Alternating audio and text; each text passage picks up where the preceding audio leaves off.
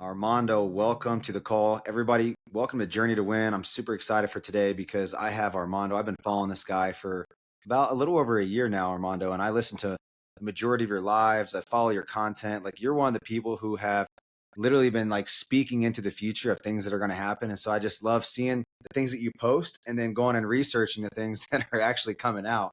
So Yeah, I'm excited to have you on the podcast today. I appreciate it, man. Yeah, so guys, Armando, you guys can go to his social media. We'll put it in the link below. He has over 750,000 followers across multiple social media platforms. He's a fintech expert, financial futurist and fintech entrepreneur. 15 years of experience in the financial markets with a software engineering background. He's an international keynote speaker on wealth building, crypto, blockchain, and financial technology, which is including stocks and assets. So if you're looking to learn how to create wealth, if you're looking to learn how to stay ahead of the curve, this is the guy that you want to follow. So I appreciate Armando, it. so the first question I always ask, man, everybody that comes on here is, what is winning to Armando? What does that mean to you? Well, I feel like winning is supposed to be specifically tailored to the individual. And what I mean by that is that my idea of winning may not be yours. And what my idea of winning is that is freedom. That's it. That's all it is. Is that, the more freedom you have, the more and that whatever causes that freedom is what you have to work for, what your goals are. But the ultimate goal is just having freedom. Do whatever you want, say whatever you want, that's where wealth building comes in. That's where career building comes in because ultimately you just want freedom from either systems, corporations, from banks, and also just freedom from you with your time. Yeah, I love how you said freedom from banks. That's Yeah, and because that people don't realize that and we banks. could talk. Yeah, Yeah, I want to go talk ahead. about that today, man, for Yeah, sure. we can talk about that. I was actually on live this morning talking about it. Is that uh, most people are slaves to the banks and they don't even know it, right? Is that you have to be free from the banks. You can use you have whenever you go into a transaction with a bank, it has to be for your benefit, not for theirs. And most people don't realize that. The average, I actually did some calculations this morning. I know that the average person spends almost over $700 a month just in interest payments, right? So the bank feeds you this system of credit, system of debt. It's almost like a drug. They want you addicted. That's why they give you 24 months no interest, and that's why when you're in college, I don't know if they said when I was in college, first day of college there'd be Citibank, all these credit card companies, and they'd be trying to get you to get a credit card. They didn't care if they didn't care if you had income or nothing. They was trying to addict you to the credit system because that's how the banks survive. Yes, let's talk about that. Most people do not know that when you put your money in the banks, it's actually their money. It's no Yeah, longer your money. They are lending you your money back to you, and then they go yeah. and get their high percentages and give you nothing. So maybe educate people a little in that process, and then what can they do? Like what do you teach people? What can they do Yeah, to so maybe be decentralized or the something? first step is you have to pay down your high interest debt. I mean, that's very a lot of people come to me and say, I know you invest in stocks, private equity, or either real estate. I invest in stocks, private equity, real estate. I got investments in cryptocurrency. I got investments in my own personal businesses. But like I said, is that people always say, oh, you do so much. What should I start? Well, out of all those, where should I start? And I said, well, if you got high interest credit card payments, high interest debt, you got to pay that off first. There's no investment on earth that has a consistent return as high as paying off your credit card debt. If it's 20%, 18%, the return on real estate is around 11% a year. The return on stocks is around 9% a year. So if you pay your credit card debt off, you're saving 20% a year though on most credit cards, right? So and if you add the fees and everything in there, it could be 30 something percent. So your best bet is to pay off that high interest credit card debt. Yeah, it's actually funny you say that because back in 2015, I was in the military. I was putting students through Hell Week. Like I was very busy working 60, 80, sometimes 100 plus hours a week. And, in the military, it's great. Like I love the military. It's a guaranteed paycheck, but it's also Yeah, guaranteed not to pay much money. Right. So yeah, yeah. I started looking at my bank account. I was like, how am I going to pay all this stuff off? Like I'm almost $40,000 in credit card debt, 18% interest. What was I going to do? Go drive for Uber to pay down debt. So I had to find a faster financial vehicle to win that financial game. And so I went out, found a mentor, got in the direct sales game, and man, it sped up that process for me very quickly, paid off all of our debt within a year. But that's what we teach. We teach them, dude, pay down your Yeah. debt first. The banks love military men because they know they'll get their money. So they give them like way more credit than the average person. They know you get what you're going to do. They can call the military and get their money back anytime they want. So that's why I mean the military they prey on the military, which shouldn't be, but it's true. Yeah, a lot of people do. They used to have literally like cars, like whatever, you know, people who car dealerships that would come in and put their cars right next to the base, They and they would always do charge that. them like crazy amounts, dude. And Yeah, people would but go, they they would give them go a buy low it. payment. They give them a low payment. And most of those Yeah. young kids that are in the military, they don't know about interest and all this. So they say, "Well, I can pay this because it's only a certain percentage of my paycheck." But the interest is killing them over time. 20%, 25%. So what do you recommend for people then? So let's just say you have somebody $40,000 in credit card debt, 18% interest. They want to start learning the money game. They don't have the mentorship of, because that was me. I didn't lack work ethic. I didn't lack vision. I just lacked a mentor to help me get from where I was to where I wanted to go. Most military guys and girls are willing to follow a system. And this Yeah, isn't just yeah. for military. This is really for everybody. But like, what would you recommend for somebody like that? So once you I've been in a position like this before too. Like I said, as I had a business, my second business I ever created. First 3 years it did extraordinarily well. By year three, into year three, I ran into a bunch of problems with advertising and stuff like that. My business was not functional anymore, really. But I kept trying to push it and make it grow because of pride and other stuff. And I ended up going $180,000 in high interest business debt, taking out loans to try to make the company work. So after that, one day I just give up, and I ended up getting 2 jobs and paying it off. So I always tell people this, man, is that a lot of people get it like the system is made for you to get into trouble like that. That's what it's made for. It's like heroin or like an opioid, right? It's all like opioids with the doctor. They give it to you because they want you addicted. Same thing, same concept. You walk in it, some doctors will. I heard of a doctor that was on like a documentary or something talking about the opioid crisis, and it was a bad doctor. Is whatever you walked into the office for, she would give you the medicine to fix it and an opioid. Regardless, Mm, you could say you can go in with a twisted ankle. She would give you maybe a little cast or something and an opioid because she wanted wow. people addicted to keep coming back for those pills.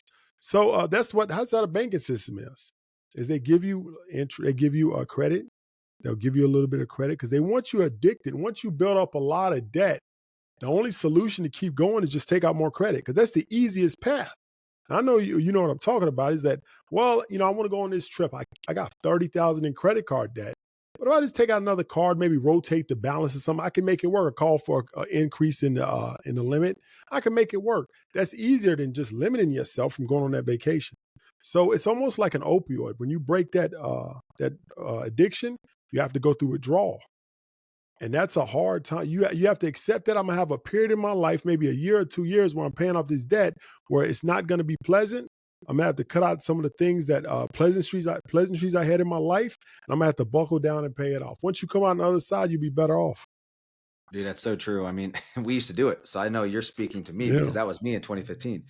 yeah, And all we did is we actually transferred all of our debt into a 0% credit card for like 15 months. And then we yeah, got smart with the tax game. We started playing the tax game right, making sure that we started a home-based business, mitigated our tax exposure. That money would go to pay down the debt. We started making more money. So all of those things helped out. And that's how you can accelerate it. But they're talking about right now, Armando, maybe you could talk a little bit about this, but I've heard literally they're talking about crediting people's lifestyle now, like going and getting groceries, like stuff like that. Have you heard that? I know that they want to expand credit. I don't know about that specifically, but I know that they want you to have they want everything on your credit card Mm. because the more likelihood you're going to get into trouble. Yeah, it was something I read where it was like they want to credit your lifestyle so that, I mean, they already kind of are, like we're talking about, but to a even further extent to where you own nothing and everything it's just living off of debt. But Yeah. let's talk about AI, because I just read there was a bank that came out and they said they did a study and they said AI is going to take 300,000 jobs in the future. What's your opinion with AI? Where are we going with this? How can people be protected on it? So if we go back to it's a movie. One of my favorite movies is called Hidden Figures. I don't know if you saw it. It's about an African American woman who was with the NASA. She was one of the first African American women to work for NASA. And her job type, what she did is she calculated rocket trajectories, right? And there was a bunch of them that did that. You know, it was a whole office full of people who did that. Her title was a calculator. Now we don't need that no more. We got calculators. You know, and she was a high-paying job. She had a PhD. She had all this stuff just to be able to, you know, calculate but it's advanced calculus you have to run through to be able to know what a rocket trajectory and all these orbits. So it's very complicated. It seems easy, but it's complicated.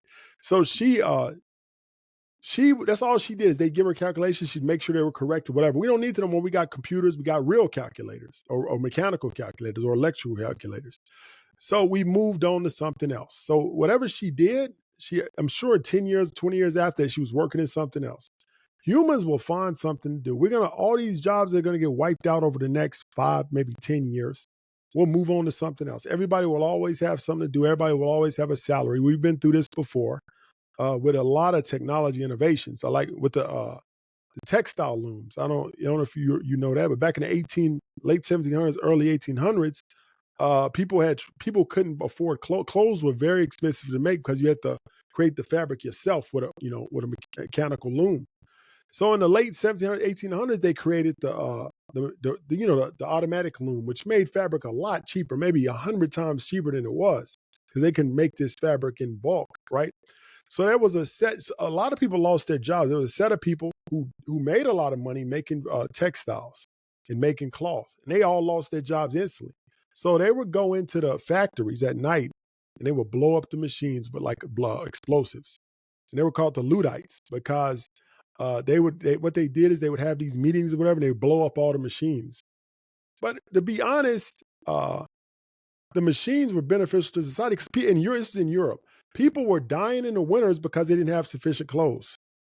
Dying in the winters because they had this textile loom solved that problem. Now everybody had cheap clothes to keep them warm and blankets and stuff during the winter because everybody couldn't afford animal skins. It was, in Europe, it wasn't a lot of forest there and stuff like that. So that loom saved a lot of lives, but the people who it affected could not handle that, so they were blowing up the machines. So that's the same thing with AI now. We can't be angry or mad or try to slow it down because it's going to benefit society so much more than a few jobs being lost. And we'll find something to do. We always have. We'll move on to other jobs. Jobs that we do today didn't exist 20 years ago. Yeah, it's funny, Armando. I was doing a contract the other day, and I was literally hanging out with one of my friends, and we hired a lawyer to write up a contract, and it took him over a month to get back to us. We paid him $2,500, and I said, "Man, I'm tired of this guy. This is the problem. Humans are the problem. Like, they're just so slow. They get lazy, entitlement, all this stuff." And so I just went on ChatGPT, said, "Write me a contract," and was very specific on what I needed. Within seconds, man, wrote me the contract. I sent it back to him and said, "How's this contract look?" He's like, "Yeah, it looks really good." I said, "Cool. Like, I just did this on ChatGPT in seconds." Yeah, it's that good. But I kind of look at it like the creation or when Google started, right?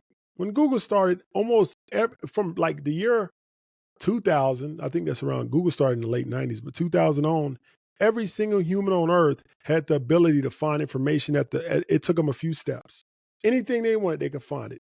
So and I remember I read an article in the 90s saying that lawyers, real estate agents, and all these people were no longer going to exist because Google is so great at what it does. We still got those people. So information has been available like that for years. You just had to do a little bit more steps.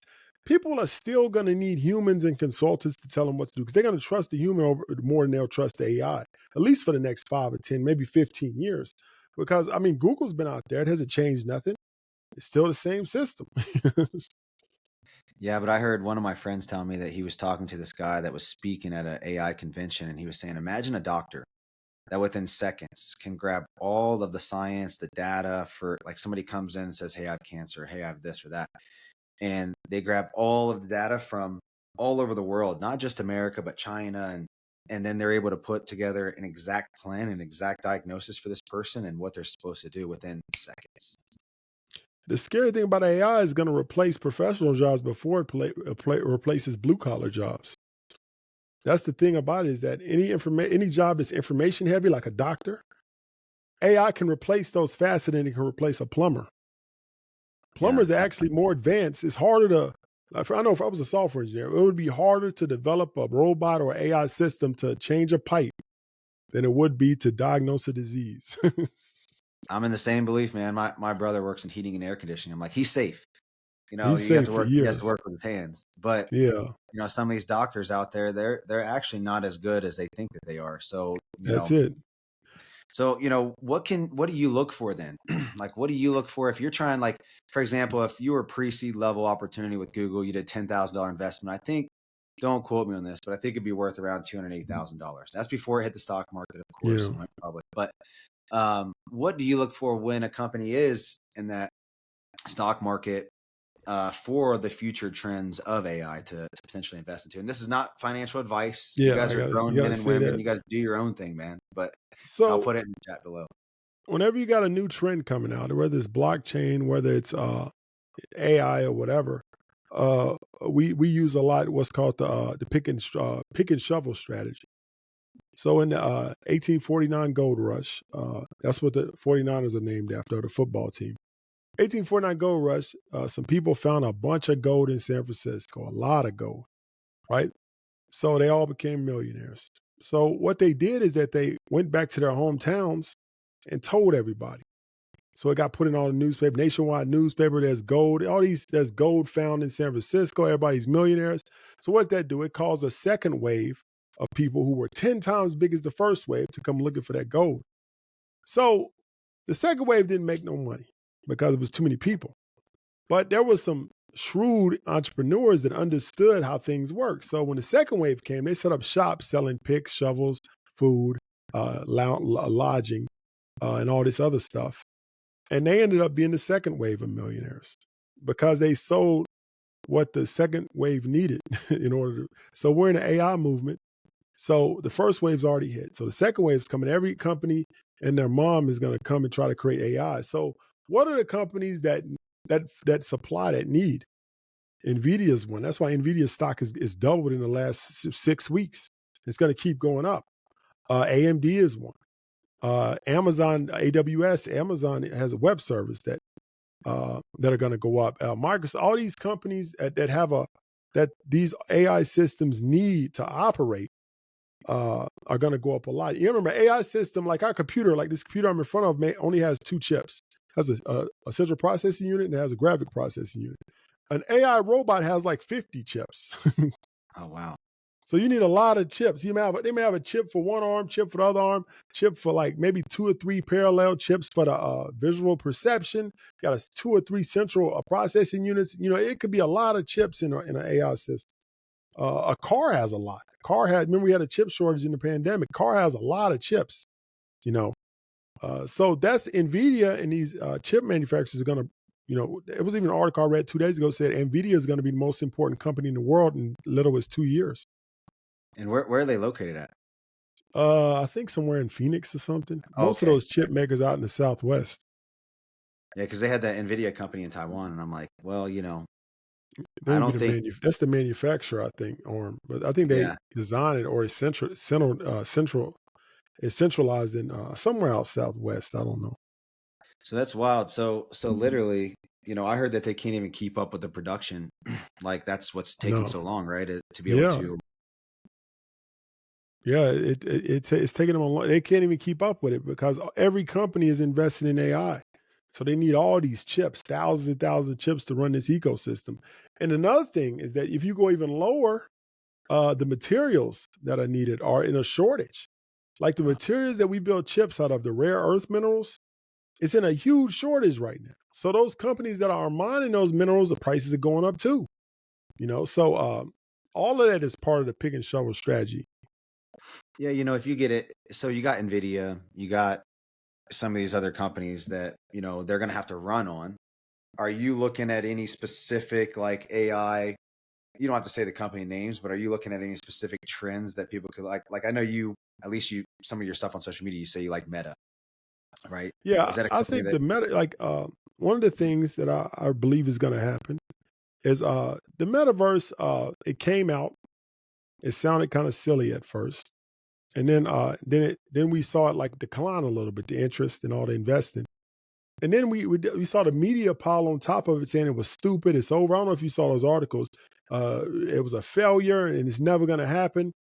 Uh, and if you look back at the internet, you look back at all these the video games, all these other technologies that end up being fundamental to our lives, they did the same thing. Is that there's whenever there's a new technology out, there's a hype cycle, right? When it comes out, it's all this hype and invested into it, and the hype goes up, and then the hype eventually is higher than the reality. So when that happens, when it crosses the reality, it's going to go back down. It's going to crash. Then it goes below what the reality is, and then everybody starts saying, "Well, that technology's done. It's over. Nobody's investing in it. Nobody cares." But the real work in whatever that new trend or technology is happens when nobody's looking. And then 2 Yeah, or 3 years from now, it'll be everywhere. Maybe 5 years from now. yeah, they did it with the internet. They're doing it with blockchain, and then you got Camera VC pumping. phones. You remember camera phones? They said they were silly at first, if you remember.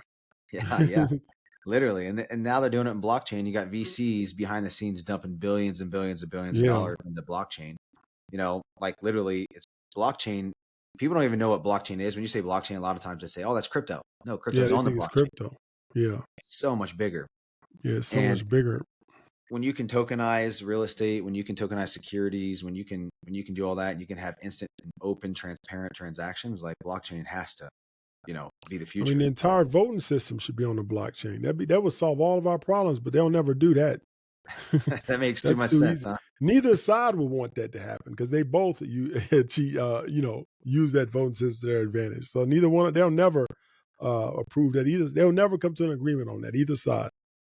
Yeah, you're 100% right, man. I have a mentor from Dubai, and he was telling me that very successful guy, and he was telling me that Amazon, when they, since they've launched, they've created 40, like I think it's like something like crazy, like 40,000 millionaires, 27 billionaires. Facebook's created 10 billionaires, 14,000 millionaires. Google's like 900 millionaires and 7 billionaires. Like, so if people could find these trends early, not that they should just be looking to only, get rich quick or anything like that, but they can invest in the right things, put the right money, dollar cost average into something, and man, they can make a lot of money coming out of this Yeah, recession. yeah, I think so.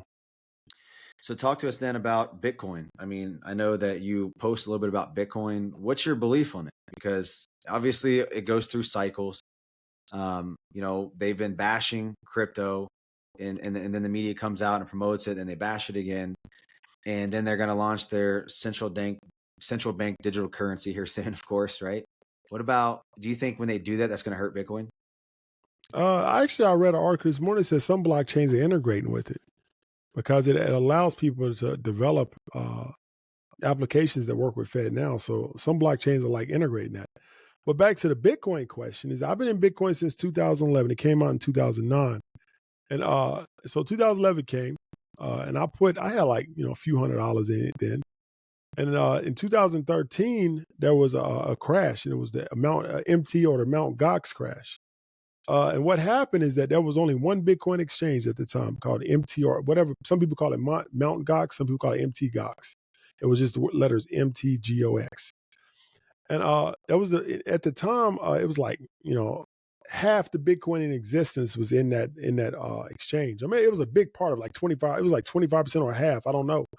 And they got hacked. So some dude stole like $50 million worth of Bitcoin, which at the time was a lot. Bitcoin's only worth like $80 then. So that was a lot. 8 times 21, it means all Bitcoins in existence were only worth what, 200 million? So he sold like a quarter of the Bitcoins in existence. After that Bitcoin crashed, it was all around, it got up to 1,200, crashed all the way down to like 150, right? And at that time, I had like $500-600 worth of Bitcoin, like 10 Bitcoins. And I sold them because I was like, oh, this experiment. I remember thinking this experiment's over. And I sold them. And I forgot about Bitcoin for 2 years.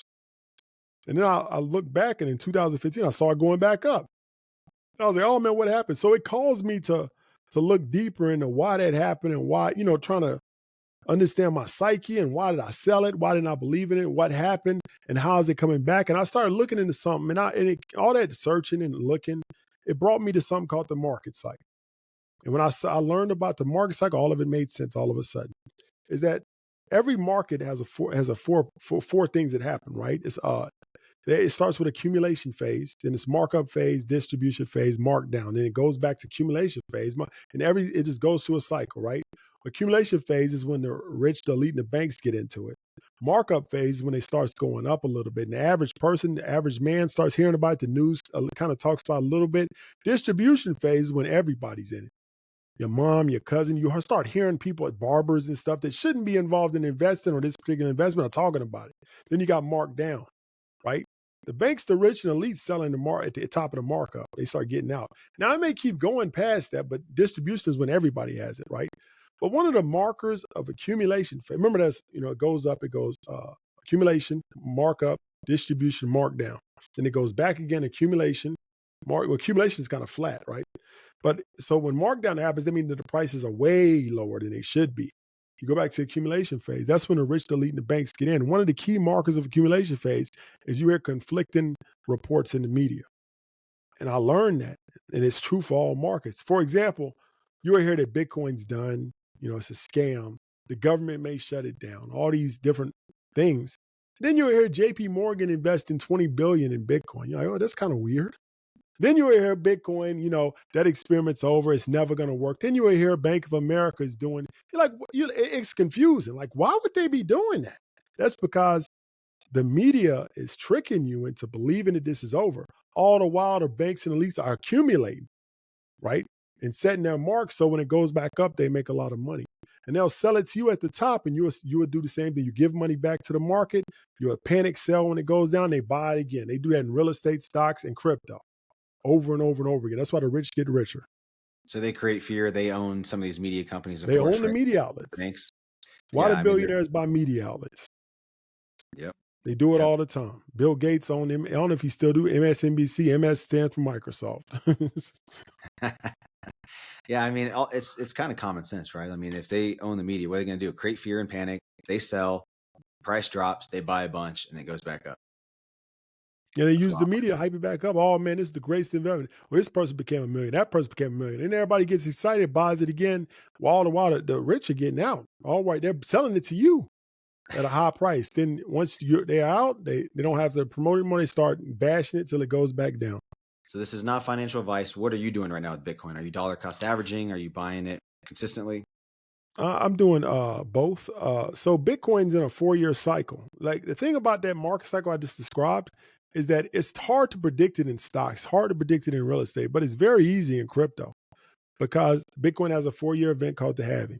Every 4 years, the Bitcoin supply is cut in half. People that don't know, 2020, every 10 minutes, there were 12 and a half Bitcoins that got created through the blockchain, right? After May of 2020, it was cut in half to 625. After 5-6 months after that, we saw a steep increase in the price of Bitcoin.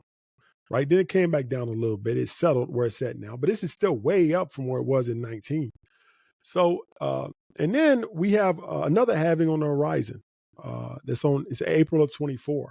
So it's right now it's 6.25 every 10 minutes.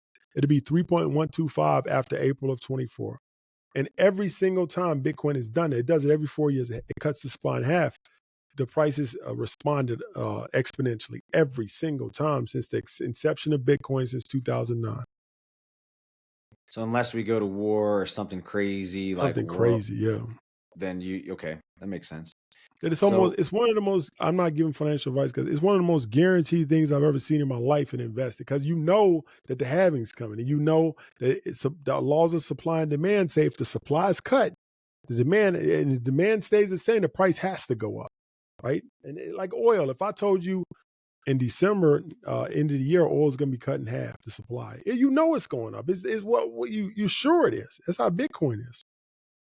then what do you do to store your Bitcoin? Like you put it on cold storage? Where do you put it? I use it's my sponsor. I use Arculus wallet because they are the most secure out there and they're the most easiest to use. Arculus, ARCULS. Give me your address and I'll send you one. Yeah, I for got sure. boxes of them here. So, Okay, yeah, but awesome. So Arculus wallet, okay, it's cold storage. And yeah. why would they want to do cold storage? Maybe a lot of people don't understand the game of centralized, decentralized. So you can choose to store your Bitcoin two ways. You can keep it on a website like FTX, Or you could take your Bitcoin out and put it on something that you control, like what they call a cold storage device or a hardware wallet. So when FTX crashed, they locked up all the use. Most time when an exchange crashes, you got a high likelihood of getting your money back, maybe a certain percentage of it, but it's locked up for maybe years until they go through bankruptcy and all this stuff. So you can't do nothing with it. And you're not sure if you're going to get it back. Most of them have ended, you get 90%, 95%, but you're not sure if you're getting that back. So when the only way you could stop that is putting on a hard store. When you buy crypto on an exchange, Coinbase, so it could happen to Coinbase because we never thought it would happen to FTX. It could happen to Coinbase. Take it off, put it on a cold storage device. If that does go under or they go into bankruptcy, they can't touch your crypto because you have control of it. That's gold, guys. He could save you guys a lot of money. I know some of my friends who didn't do that and they actually got hacked and they, lost like Bored Ape yachts, all that stuff. Yeah. I had a little of my money in Gemini. It's locked up now. Oh, Like dang. $10,000 because I had some weird coin. I was like, oh, I'm just gonna stake this because whatever. And I staked it, and I got a notice from Gemini. I'm sorry, but your funds are locked up. We're going through bankruptcy because it came from like Gemini didn't go bankrupt, but they were connected to Genesis, and Genesis connected to FTX. So all their whole stream got locked up. Right now, they're all trying to get the money. Who owes who? So I got like $10,000 locked up on Gemini. Yeah. Yeah. So then what lessons did you learn? I'm curious from principle standpoint back in 2013 when you invested into Bitcoin, like moving on to where you are today, because imagine if you would have kept that and held it, like when you believe in something enough. So now do you actually like buy and hold? Do you sell? Like what's your beliefs now? So what I do now, I started buying again heavily in 15 because once that happened to me in 13, it just changed everything. I learned about the market cycles. I learned how the media. I've looked back on history and I know how these things work, and I got more sure in what I was doing. So I started just buy Bitcoin, buy it anytime I could, and I ended up getting a lot of them up into like 17. I was buying 18, so I buy every time I can and just hold it. But what I do is that when it spikes up, like I will sell some off and put it into a more, what I consider a more sure investment. Even though I love Bitcoin, I believe Bitcoin and more than anything I believe in the world. I believe it's going to be a fundamental part of our lives. I believe in not only the promise but the future of Bitcoin. From an investor standpoint, I still got to understand that it's higher risk than like real estate because you don't know you would really like, for example, the government could come out no matter how much I believe in the promise or the technology or the spirit of it. The government can come out tomorrow and just say it's illegal. We're going to shut it down, and that's the end of it. At least temporarily, it's going to come back, but temporarily, it's going to crash completely down.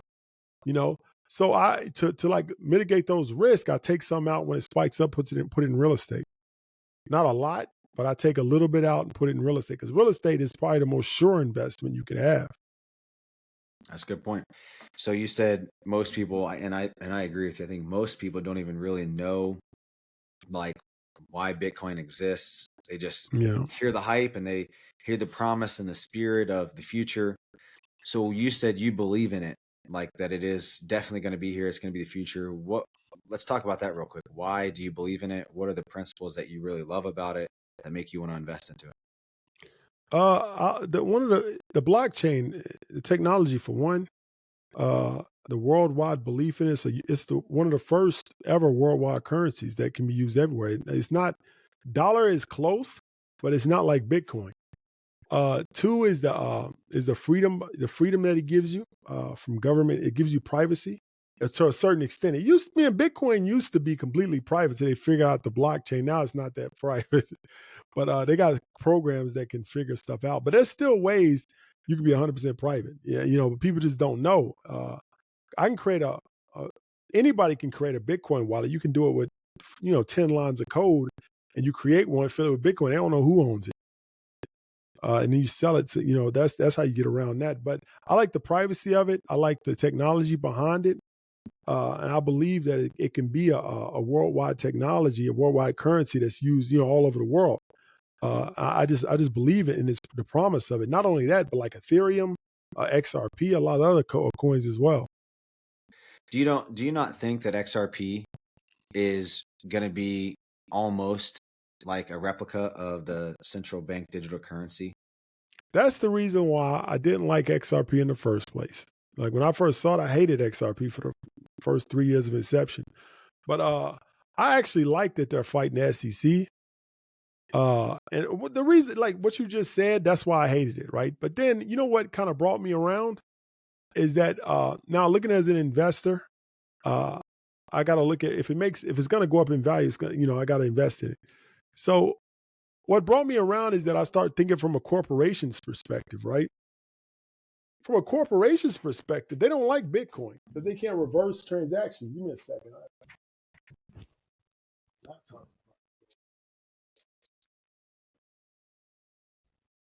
think my thing's plugged in. I'm sure you can. You get this out Yeah, and I take got it you. out.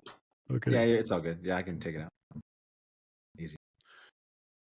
Yeah, my laptop was like running out of batteries, but It's all good. but So like I XRP. hated XRP at first because of that, right? And then when I started like looking into it, I started thinking from a corporation perspective. Corporations are never going to run things on Bitcoin because they don't have any security. And I, at the time when I came up with this idea, I was working for AAA. I was the technical lead or the head engineer for the travel project they have there. AAA is also a travel company. People don't they were associated with cars and stuff, but it actually is a big travel and insurance company as well. But I was working there, and I started, and I was like, why does AAA pay so much money to Microsoft for support? I mean, hundreds of thousands of dollars a year just so we can call Microsoft and get them on the line to to ask a question. And I was like, well, we pay all this money for these different types of stuff. Corporations like to be able to call somebody. They like to be able to escalate. They like to be able to reverse stuff. So large corporations are probably not going to use Bitcoin or Ethereum, but they'll use XRP because those things are possible. You got a CEO, you got a corporate structure, you got customer support. And then it hit me is that's where the place that XRP is going to fit in. So where if somebody wanted to buy XRP, not keep it on a centralized exchange, where would they put it? I mean, you could put it on the Arculus wallet and you buy it on Pancake Swap. On a Pancake wallet, you said? Now it's called Pancake Swap. That's where you can buy it at, but you can put it on any wallet. Most wallets. Oh, Pancake Swap. Yeah. Arculus wallet has Ethereum integration, I think. Okay, nice. It's called Pancake Swap. Yeah. All right, and then so let's talk about social media. You've built quite the social media following. What was your journey on social media? So I really hated social media for years. I didn't even have a profile. So at one point I was like, because I always would like, I like clothes, I like shirts, and I like to dress up and stuff. And one of the problems I had is I'm 6'6". I had a problem finding clothes, right? So it would be very difficult for me to find like shirts and pants and shoes. So I started this Instagram page called Tall Guy Styles, right? That's so awesome. yeah, so I started this page called Tall Guy Styles, and it's actually the same page I got now. Oh, really? Yeah. So at the time I was developing this, it was actually AI powered. It was a cryptocurrency website that would back. I don't know how long you've been in crypto, but in 17 it was similar to NFTs, but it was called ICOs. And it was the ICO craze, right? So I made this website, me and my business partner, that we would be that would anytime a new ICO came out, it would look at the management team, it would look at the supply, it would look at the industry it's in, it would look at the exchange it was on, and it would try to predict based on previous data from other coins that were similar the possible success of it. It would give it a rating 1 through 100. So every time a new crypto came out, it would be posted on our site. It would tell the rating, what the probability of success is, all this stuff. So it ended up being like one of the top 5 crypto sites in the world. This was in 17. We were making a lot of money in ads. We were doing it, so a company from Canada approached us and said, it was called Code Based Ventures. They said, hey, we want to buy that technology. I was like, all right, what you gonna give us? So they came with a deal, multi-million-dollar deal, plus a couple of million in stock. It was, so we sold it, right? At the time, it was one of the biggest crypto companies sold ever. At the time it was. Now that's nothing. That was 6 years ago. So it made the newspaper. It was all in this stuff. And then somebody posted on Instagram on a real big page. And then I remember I was called Tall Guy Styles then. And then all of a sudden I had like 200 followers. I had 10,000 overnight. And then Wow. the next day I had like 18,000. My DM was, I didn't even, at the time, I didn't even know how to use DMs. I just was like seeing all this notifications. I went up, I didn't get no DMs before that, none. All these DMs of people asking me, help me with this, help me with that. How do I do this? How do I get into tech? How did you know how to do that deal? What are stocks? Because it was also warrants. What are warrants? I don't understand. All these questions. And at the time, before that, me and my business partner sold a stock called Ice Stock Picker. We didn't sell it for that much, but it was just a 6-figure deal. But and I'd already learned a lot about stocks, and he was a broker, and I've been around him for years, and I already was involved in stocks for years, so I knew the answer to all these questions. So I started going online, going live, talking about it and stuff, and the followers just grew, grew, grew. And then when the pandemic hit, I'm sorry, so let me go back in the story. When I had 18,000 followers, I knew as being a previous business owner, one of the hardest things for you to get is attention. And I didn't like social media. At the time, I hated it, but I saw a business opportunity. I was like, this is an easy source of attention. Like I was paying Google ads and all this stuff in my other businesses. Remember, the last business I had before that failed because something happened with the way I got clients. SEO. I used SEO, and Google changed the algorithm, so my page was no longer on the first page anymore, and I couldn't get it to the front. That's what killed my business. That I didn't have the attention anymore. So when that came out, I realized it's a cheap source of attention. So I just started. I didn't even know what I was going to use it for. I just said, well, I'm just keep building it up, and one day I'll figure something out. So I went from 18 to 50, then 50 to 60, and then the pandemic hit. And then everybody was stuck at home, and I knew it was another opportunity. I said, well, if I go live every single day, sometimes twice a day, people ain't got nothing else to do. They'll just watch me. So I start going on like explaining the concepts that were happening. Like, I don't know if you remember, but oil went negative during that time.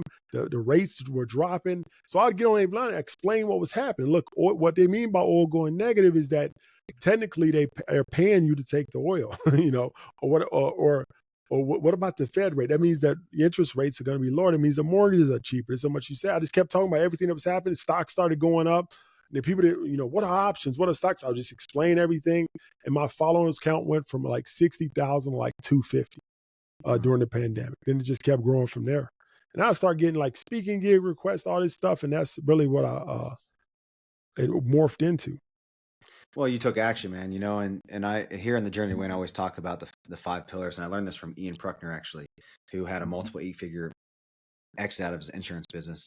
Awesome guy, but he talks about faith, family, fitness, finance, future self. And I mean, you became the person that was willing to go live that a lot of people didn't want to do. They had to work ethic. You were consistent. That's You real showed up. weird, man. A lot of people, you would tell them like, how do I grow a business? You would tell them social media. I don't want to get out there like that. Yeah. Like, why not? It's the easiest source of attention. Like a lot of people will not go live because they don't know what to say. When I didn't know what to say at first, I was just up there like stuttering and stuff like that. And just kept doing it. You'll figure it out eventually. So you got a community. Let's talk about your community, because you go live every Sunday at what time? 9:00 Eastern Standard Time on YouTube. 9 Eastern on YouTube. What's your YouTube? Tallguytycoon, same thing. TALLGUYTYCOON. So guys, definitely go there. He's constantly bringing value. Like I watch him all the time, and I learned so much from him. So what about your community? Tell him about your community. So my community is called the CNC, or the Chestnut Checkers community. And we train people on stocks, crypto, blockchain. Now we're adding tech classes, so we're teaching people how to code. I used to be a teacher at one point at a university on software engineering and computer science. So I'm going to bring that to our group, and we give signals. We give different things. We teach you how these things work, including real estate, stocks, options, futures, all these things. We have classes in there. So if whatever you want to learn in wealth building is in that community. And we also have events. We're having one in New York, June 10th. So we have events, so the members can get together and get to know each other, network, and we'll do a short class there. We're doing one on ChatGPT. So it's a great community. And if you're in the community, you get to come for those for free. We're going to have mimosas and brunch, so they get those free also. No, that's cool. I love what you're doing, man. And it's your people are investing into themselves, right? They're investing into their wealth education, because they're not going to learn it in the school system. They're not going to learn it in college. You need to find somebody to teach you stuff. So I love what you're doing. Because schools aren't going to teach you that. So, well, man, do you have any final words for anybody that you want to like? You have a website, you have all that stuff. No, You I have a mean, book I think we covered everything. that you launched, right? Called The Strategic Millionaire. I So, think you any cut final out words here. for everybody? Yeah, I think we covered everything. Unless there's something else you want to talk about. No, I'm just appreciate you coming on. If you guys don't know, like literally, this is how cool he is. Like, because listen, I talk to a lot of influencers, and I literally just DM'd him. I've never talked to Armando before. I've been following him for a while now, and I said, man, I love this guy's content. I have to have him on social media, and it was kind of or on the podcast, and it was a little bit selfishly, Armando, because I was like, dude, if I can get this guy on my podcast, I can pick his brain, and I just wanted to ask him questions that I want to know. Yeah, So just thanks for your time, man. Thanks for being, a guy of your word. And, I think that in a world of influencers, a lot of times they don't even check their DMs. So appreciate you, yeah. man. I don't even like other influencers. So Yeah, no, that's I understand that. well, thanks again, man. Well, we're gonna guys go to his Instagram, Tall Guy Tycoon. Definitely follow him. Go to his YouTube. If you guys want to join his community, highly recommend it. And looking forward to potentially having you on again, Armando. Thanks again, All man. right, yeah. Whenever, just let me know. I appreciate it, man. I had fun. All right, brother.